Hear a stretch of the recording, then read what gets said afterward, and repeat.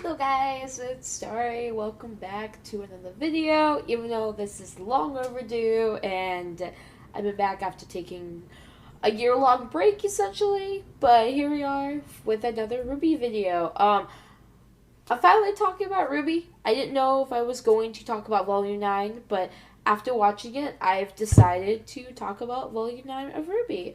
My thoughts so far. I think RWBY is headed in a good direction because I know how most of the fandom feels about RWBY.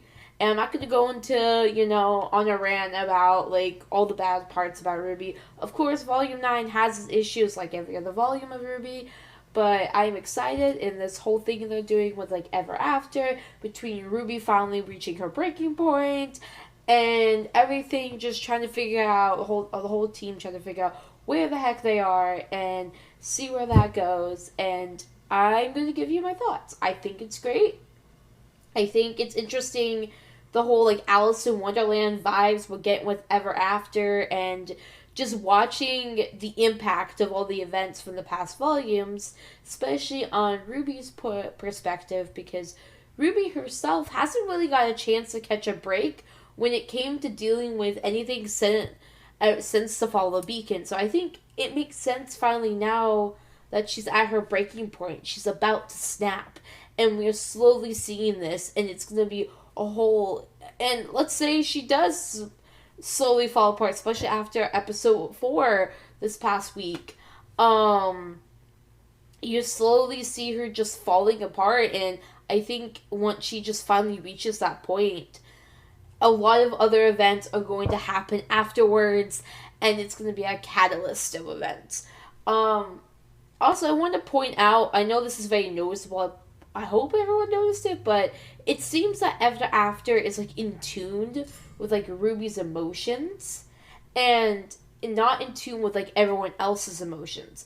Like in the first episode, when RWBY gets like really upset and it starts to rain, and then Little helps cheers her up, and then it stops. It's like it seems to only affect like when RWBY's reacting to something. It seems to affect the atmosphere, or like even characters are like the creatures in Ever After seem to be affected by the emotions and well-being of Ruby Rose herself. And I really think this is a very interesting concept because there's a lot of symbolism behind it. RWBY is so unbalanced and unstable, and you're seeing that slowly seep through the cracks.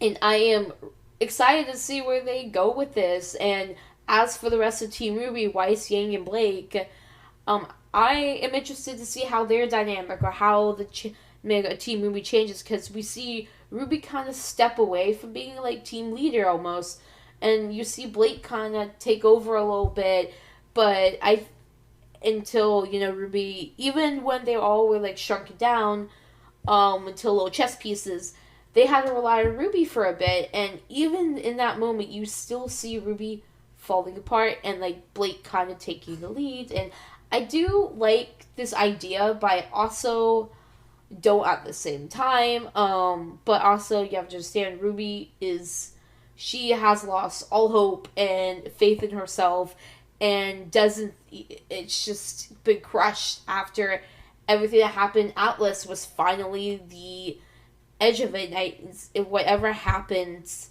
in the rest of Volume 9 is going to impact RWBY. It's going to reach that breaking point, and it's just it's going to happen within the next like probably 2 episodes, or maybe by the end of the volume. I really hope they don't drag this on with RWBY, because I could just see her kind of have her like moment, but like not completely go back to normal.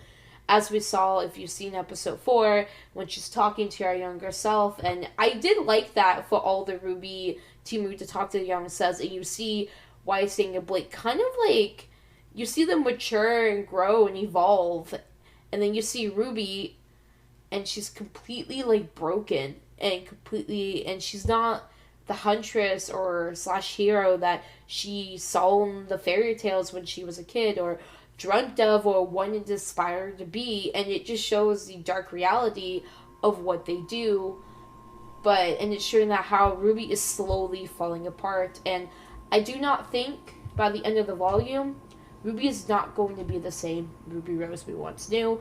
I think, I do have a slight theory, but I'll make another video. I do think Ruby is gonna like leave everybody. It's an idea I'm working on, because from what this volume looks like to be, it's slowly like, I'm not saying Ruby's gonna like go like full rogue or anything. I feel like she's gonna like just kind of like leave and come back later. You know, maybe there'll be like a time jump for like volume 10, let's say, and I would be really interested to see what's going on with Jean. He's probably going to make an appearance within the next couple of episodes, and I'm kind of interested, well, with all the others heading to Vacuo, with some of the Atlas, like Atlas citizens, see where that takes us, see where we're going, see how that, but then again, this whole volume could just be Team RWBY and Ever After, plus Neo and Jean being thrown into the mix to see what's going on, but a lot of stuff is going to happen really soon, and it's just the beginning of it, and I don't know if I'm going to make reviews of each episode, but I am probably going to talk about it. If I see something interesting, I'll make like a video or like a theory or a discussion, but I am back to make more RWBY content and other content, and I am so excited, and I hope you guys are too, and guys, this is Starry, and I will see you guys in my next video. Bye!